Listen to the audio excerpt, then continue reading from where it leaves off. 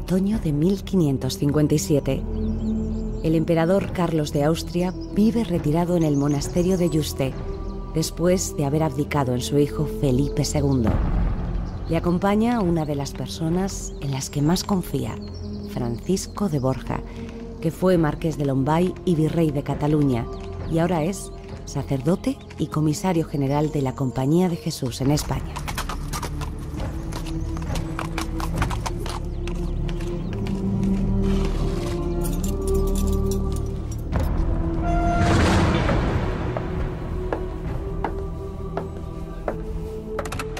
¿Me habéis hecho llamar, Majestad? Pasad, Borja. Tengo algo que consultaros. Leed. Son algunas notas sobre mi vida. Relatos de mis campañas militares. Pensaba dejar unas memorias, pero me atacan escrúpulos de conciencia. Vos, que tenéis juicio recto y sois piadoso, decidme si no es fruto de la vanidad. ¿Qué buscáis al hacerlo? Ayudar a mi hijo a hacer brillar la gloria de estos reinos, que los castellanos entiendan que su esfuerzo y entrega sirvió para luchar por la cristiandad. Creo que no busco un reconocimiento. Si acaso confortar mi alma en estos tiempos oscuros recordando que mi vida ha tenido sentido. En tal caso no veo pecado, Majestad. Si conforta vuestra alma, cabe pensar que también confortará la de vuestros súbditos. Son tiempos oscuros para todos. Ahora que me obligo a volver la mirada al pasado, pienso mucho en mi infancia, en mi vida en Flandes. ¿La echáis de menos? Pensaba que sí al recordar los años felices junto a mis hermanas y a mi tía. Pero recuerdo también el miedo y la incertidumbre, las ausencias, el dolor y las lágrimas, la pérdida. Pensad que también esas sombras forjaron lo que para bien o para mal habéis llegado a ser. Lo sé, Borja, lo sé. Carlos, rey, emperador.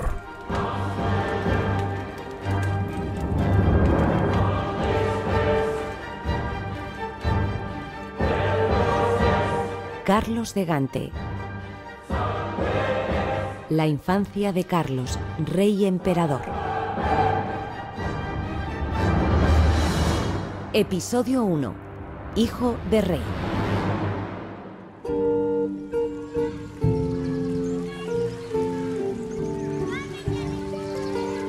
Creo que el primer recuerdo de mi vida es junto al río, en Malinas. Tendría yo 3 o 4 años. Jugaba con mi hermana bajo el cuidado de nuestra aya. De mi madre apenas guardo memorias. De mi padre muy pocas, pero intensas. El rey Felipe me llamaba habitualmente mi pequeño duque, porque entonces ya me había cedido el título de duque de Luxemburgo.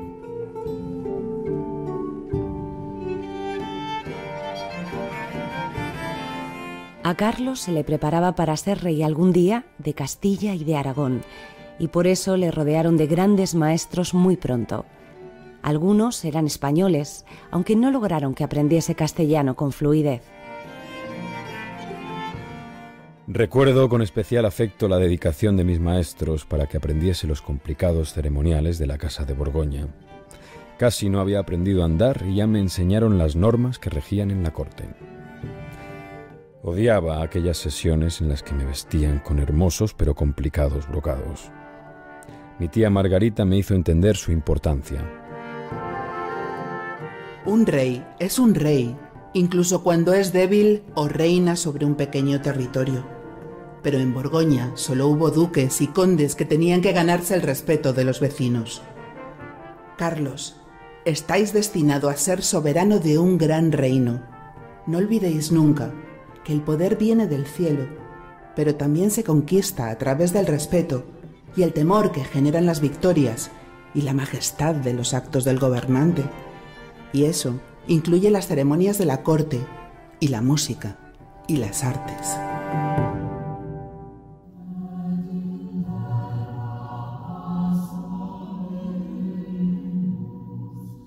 Abrid esa puerta.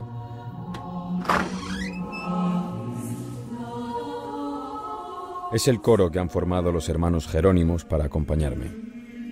Mi único consuelo cuando me ataca la gota. Sé que a vos también os gustará. Siempre habéis tenido un excelente oído.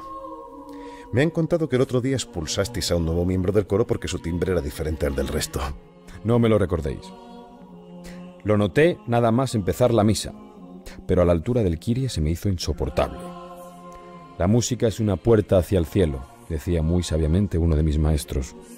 Es admirable cuántos seres humanos intervienen en nuestra vida para darle forma a lo que con mayor o menor fortuna terminamos siendo, incluso cuando somos unos niños que apenas parecen entender lo que sucede a su alrededor. Muy cierto.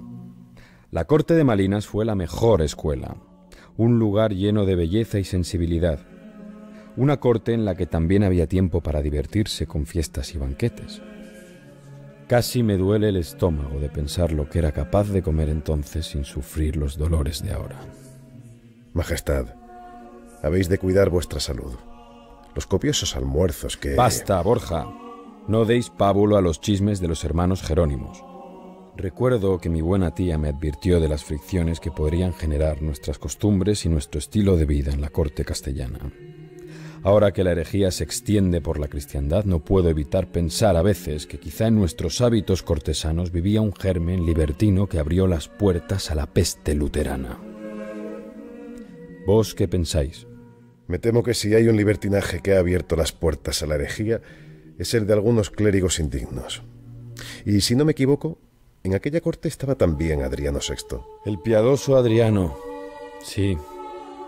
Adriano es sin duda una de las personas más importantes en mi vida. Llegó a la corte un poco más tarde, cuando ya no era un niño. Aunque a decir verdad dejé de ser niño muy pronto, un día de 1506, el día en que murió mi padre, el rey Felipe de Castilla.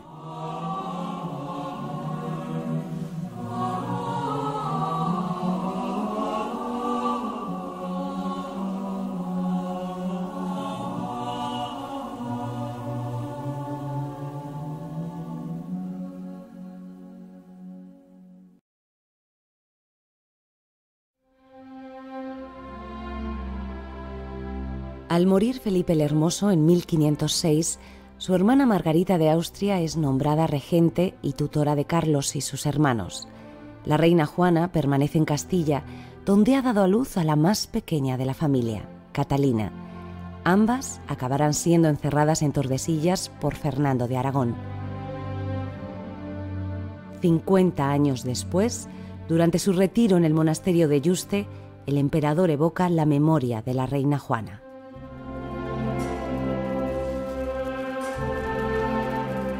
Vos, que estuvisteis junto a ella en la hora de su muerte, ¿creéis que el alma de mi madre está a salvo a pesar de rechazar los últimos sacramentos? Estoy seguro de que Dios contará sus padecimientos como méritos para ir al cielo. Y yo mismo escuché cómo invocaba a Jesucristo antes de morir. Es terrible pensar que vos sois más hijo de ella que yo. No digáis eso. Es así, Borja. Ambos lo sabemos. Mi verdadera madre fue mi tía Margarita. Margarita, la mujer más poderosa de Flandes. Y yo el rey más afortunado al haber contado en torno a mí con un grupo de mujeres cuya inteligencia y sensibilidad difícilmente podrán ser superadas.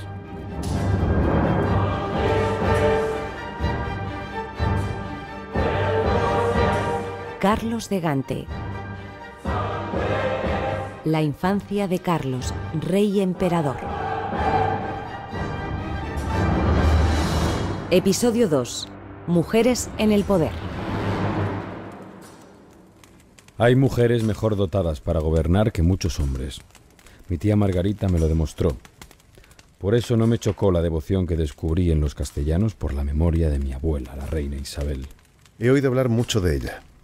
Pero, ¿cómo era Margarita?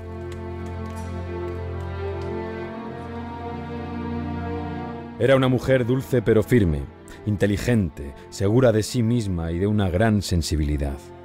Es difícil retratarla en una imagen. Puedo recordarla por los pasillos del Palacio de Malinas, escuchando muy seria el Consejo de Gobierno, o supervisando los planos para las obras de la casa, o señalándome con una ceja el momento en el que me tenía que inclinar o mantenerme erguido durante una ceremonia.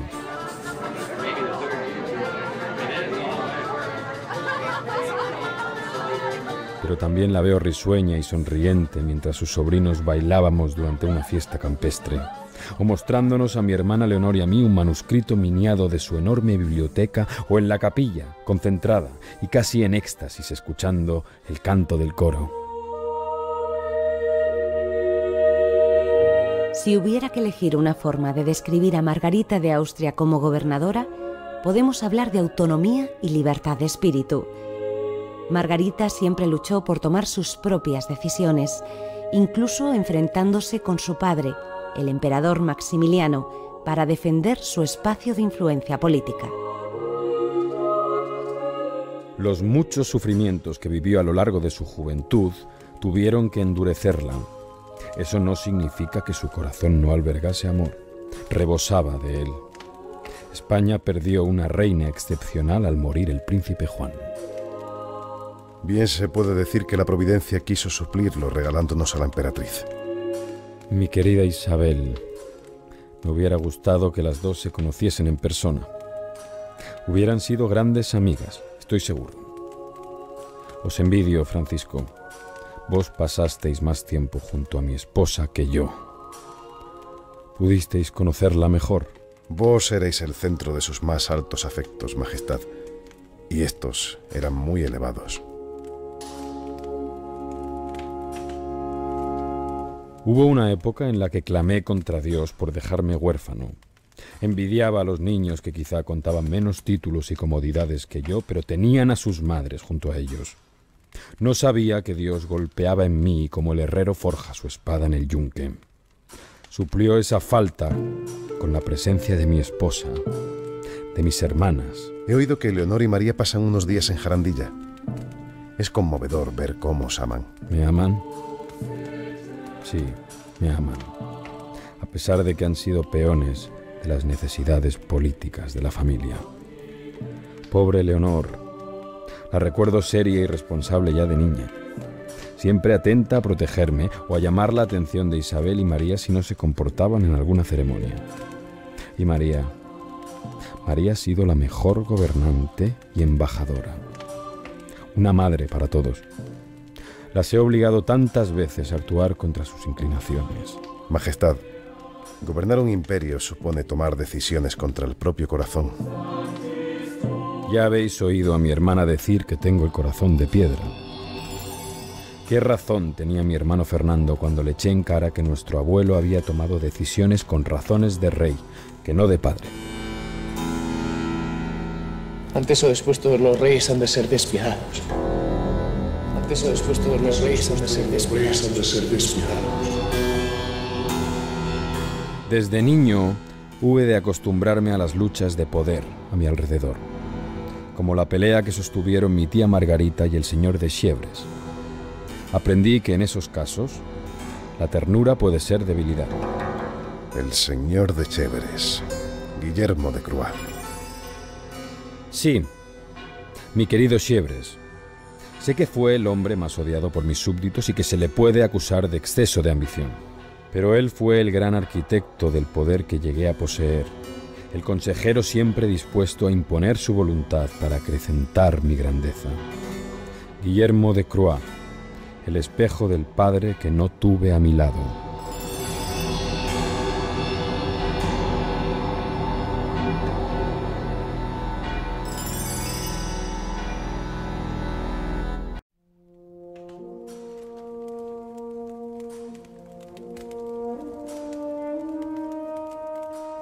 Cae la tarde en el monasterio de Yuste.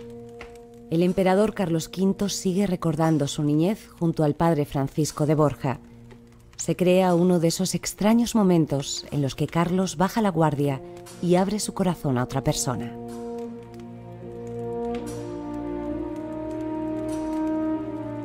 ¿Sabíais que el rey Francisco de Francia también fue huérfano? Él ni siquiera conoció a su padre. Nadie entendió nunca que a pesar de ser mi enemigo, de algún modo era también mi hermano. Vos mismo lo habéis dicho. La ternura puede ser debilidad en política. Así es, Borja.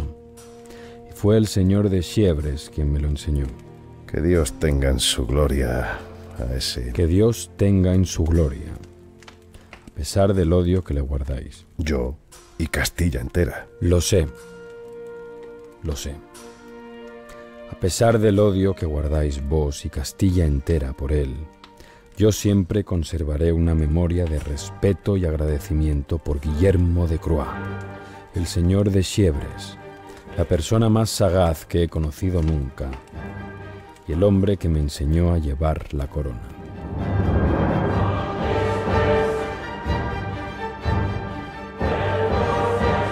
Carlos de Gante. La infancia de Carlos, rey emperador. Episodio 3. Matar al padre.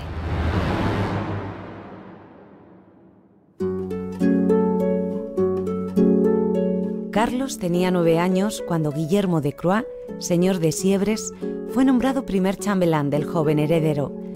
Desde ese momento, trabajó para ganarse su confianza y acabó convirtiéndose en la persona con más influencia sobre Carlos. Habladme de vuestro padre, Borja. ¿Qué recordáis de él? Mi padre. Mi padre era un hombre de familia, noble, piadoso y leal a su rey. Aprendí de él a manejarme con dignidad y con inteligencia, a buscar siempre la mejor decisión para la familia y para el reino, a buscar justicia. ¿Nunca tuvisteis diferencias? Por supuesto.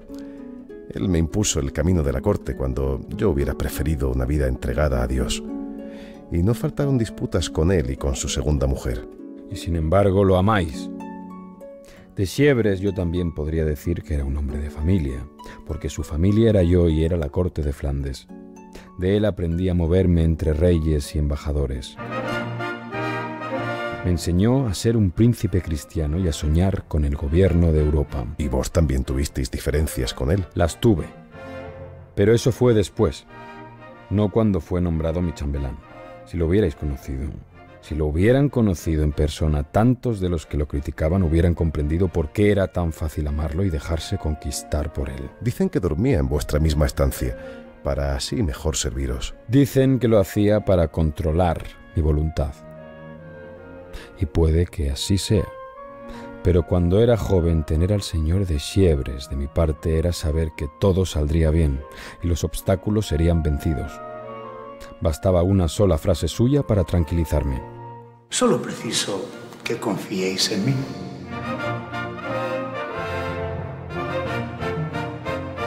Fuisteis muy afortunado en tal caso.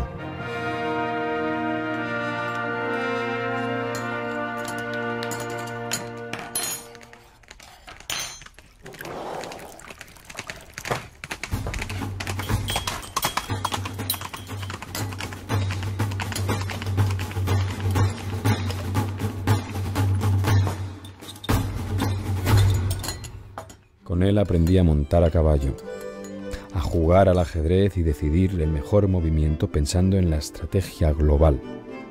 Me aconsejaba sobre comida y sobre qué vestir para una ceremonia. Me daba seguridad con su rectitud y prudencia. Creo que el tiempo os ha dejado una imagen demasiado benévola. La imagen del padre que no tuve, Borja. Siebres fue uno de los favoritos de mi padre, el rey Felipe, y el que mejor me transmitió su legado. Sé que en España no guardan afecto tampoco por mi padre. Conozco los abusos de Siebres y me arrepiento de haber tolerado alguno de ellos. Conozco muy bien sus defectos porque algunos de ellos se me podrían achacar a mí. Odiaba en él y ahora en su memoria lo que no soporto en mí o en las decisiones que tomé empujado por él. Como rey y como emperador, habéis demostrado que en nada os parecéis a él. Para bien y para mal uno acaba pareciéndose a su padre. El señor de Siebres fue nombrado primer chambelán contra la voluntad de Margarita. Ella siguió dirigiendo los destinos del gobierno de Flandes y de Carlos durante unos años. A lo largo de ese tiempo, ambos lucharon por eliminar la influencia del otro. La victoria final sería para el señor de Siebres.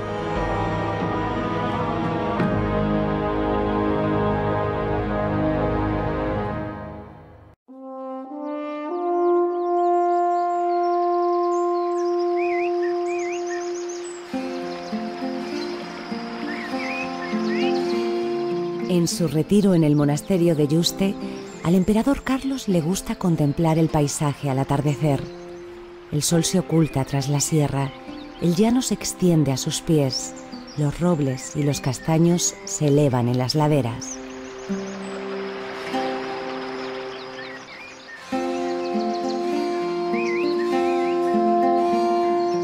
Maldita gota. Ver esos parajes y no poder salir por mi propio pie. Echo tanto de menos cabalgar. Os entiendo, Majestad. Confieso que lo que más sufro desde que ingresé en la Compañía de Jesús es no salir de caza. Erais bueno cazando. Tocáis y componéis música. Manejáis la espada y la diplomacia. Tenéis sensibilidad por las artes. Cualquiera podría pensar que os educaron en la corte de Flandes.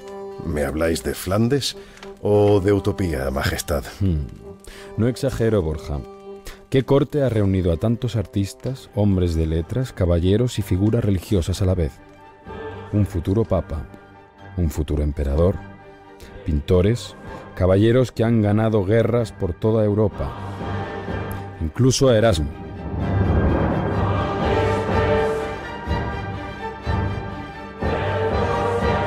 Carlos de Gante. La infancia de Carlos, rey emperador.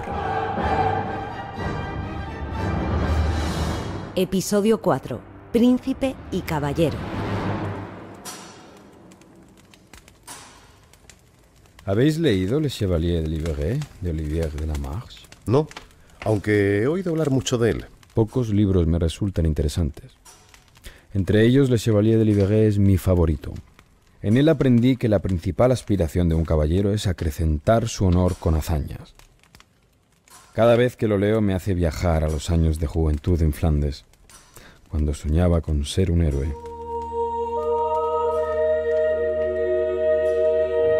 Entre los 10 y los 15 años, los principales maestros del joven Carlos fueron Guillermo de Croix, señor de Siebres, y el cardenal Adriano de Utrecht, que era el preceptor y el principal responsable de la formación intelectual del joven príncipe. A Adriano y a mi tía Margarita les hubiera gustado que me atrajesen más los libros de estudios o las lecciones de retórica, pero yo prefería salir a cazar, organizar banquetes para agasajar a los embajadores o participar en mascaradas y justas.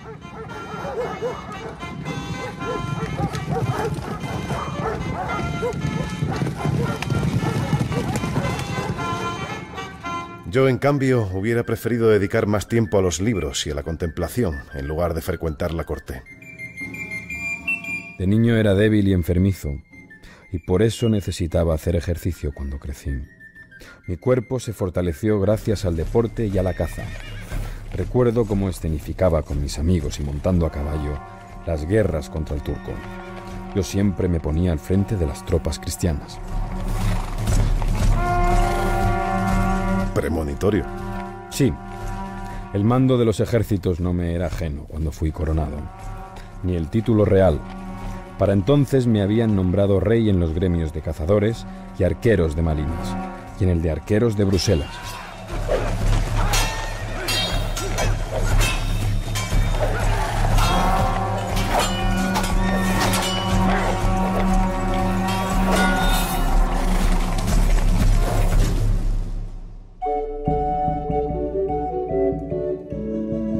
En la corte del joven príncipe se hablaba sobre todo francés, pero culturas y lenguas europeas se entremezclaban con normalidad.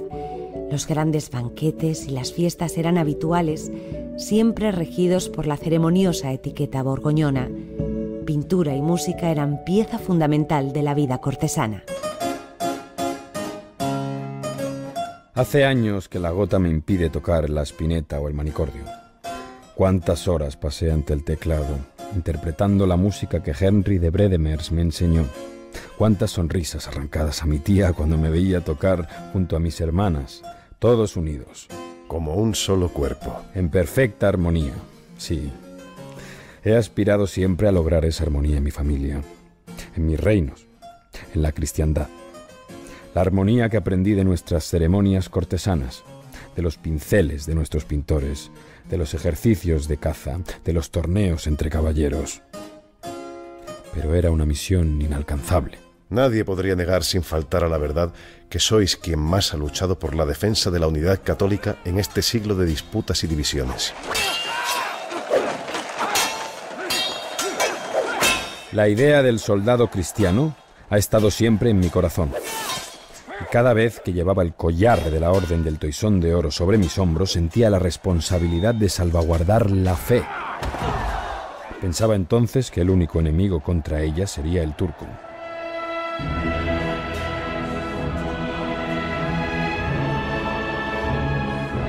El ambiente festivo y liberal de la corte flamenca dejó su huella en la personalidad de Carlos, y la influencia del erasmismo y la piedad ascética del cardenal Adriano modelaron la religiosidad del futuro emperador. Carlos siempre fue firme en la defensa del dogma católico. Me temo que pequé de ingenuo en materia de fe, Borja. Nunca hubo buena voluntad en los deseos de reforma de Lutero. Y los ocupantes de la silla de Pedro parecen más preocupados por su poder temporal que por el bien espiritual de sus hijos. Qué ingenuos Erasmo y sus seguidores cuando hablaban de la paz como el mayor bien. No se dan cuenta de que sin espada no hay justicia de Dios. No es justo juzgar la bisoñez de nuestra juventud desde la experiencia de los años. Cuando era un príncipe me entendía bien con mis pares en Francia y en Inglaterra. Nos hacíamos promesas de guardar una paz perpetua para la cristiandad. Recuerdo las cenas con Enrique de Inglaterra, los abrazos con Francisco de Francia. Qué lejos queda todo. Era otra época, otro siglo.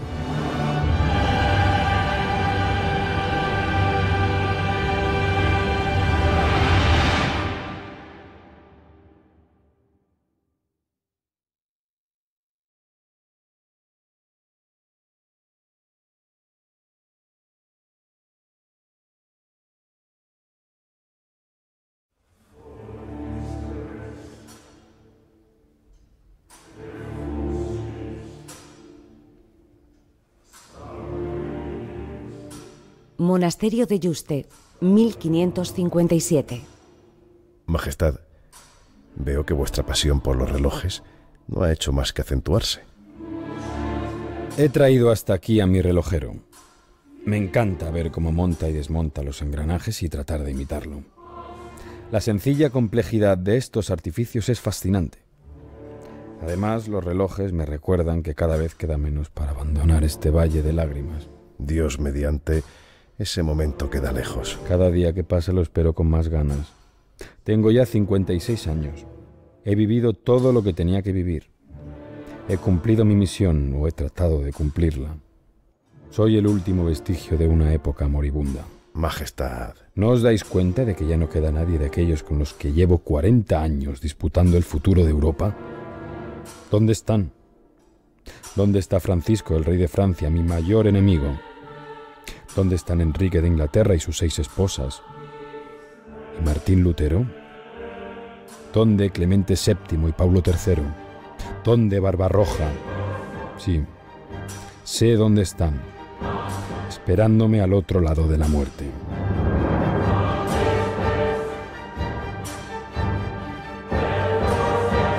Carlos de Gante. La infancia de Carlos, rey emperador. Episodio 5. El tablero de Europa.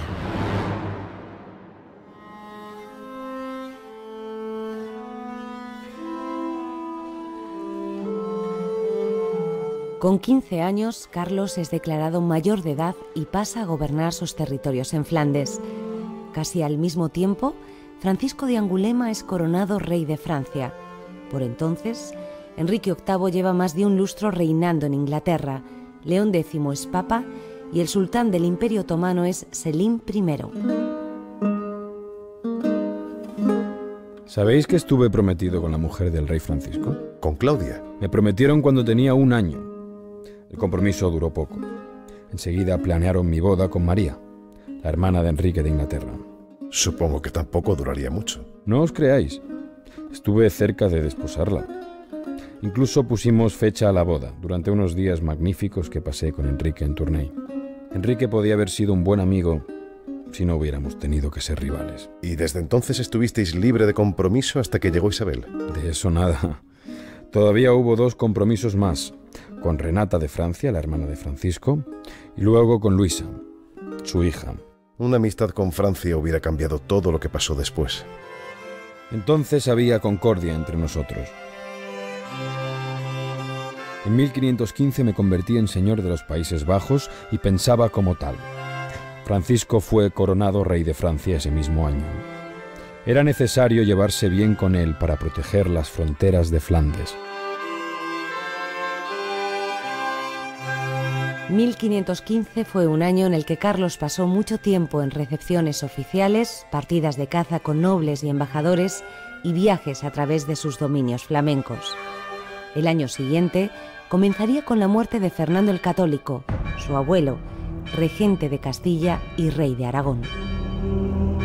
Todo el cariño y admiración que sentía por mi abuelo Maximiliano era desafección hacia mi abuelo Fernando. Nunca soporté que de 1000 maneras intentase apartarme de los tronos españoles. Aceptó finalmente en su testamento que fueseis su heredero. A última hora sí, y gracias al buen hacer de Adriano y Cisneros. Aunque a la muerte de Fernando de Aragón Carlos era príncipe heredero y gobernador del reino por testamento, se proclamó rey junto a su madre, Juana. Fue entonces cuando mis consejeros, con Chievres a la cabeza, me convencieron de que era necesario estar en buenos términos con Francia. Por eso firmamos el Tratado de Noyon. Con ese acuerdo él me aceptaba como rey de Castilla y Aragón y yo pasaba a ser vasallo de Francisco. Resulta difícil pensar que en algún momento hayáis sido vasallo de nadie. Ironías de la política. Pero esa amistad era imposible. Francisco y yo estábamos destinados a chocar. Especialmente él conmigo. En 1517 el Papa reconoció a través de una bula a Carlos como rey. El soberano nombró a su tía Margarita a la cabeza del gobierno de los Países Bajos antes de partir en dirección a Castilla.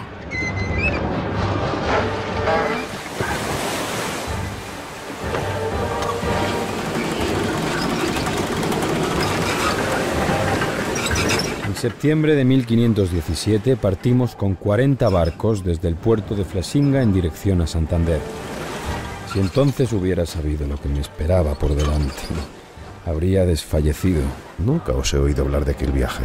Otro día os contaré esa historia. Hoy no, Borja. El tiempo se ha acabado.